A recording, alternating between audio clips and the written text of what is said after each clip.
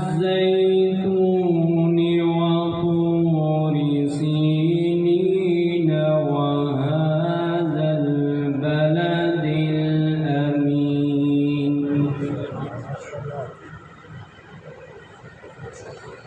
لقد خلقنا الإنسان في أحسن تقويم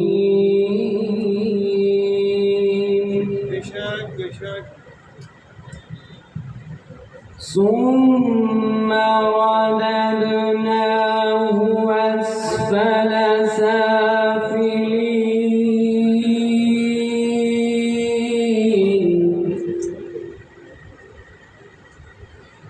إلا الذين آمنوا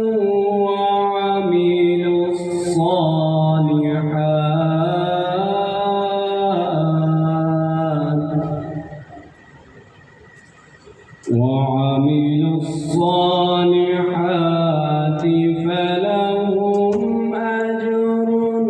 غير ممنون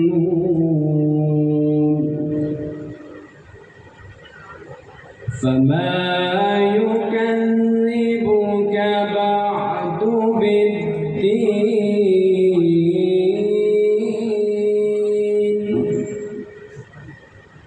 أليس الله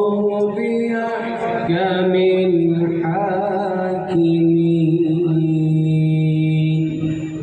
صدق الله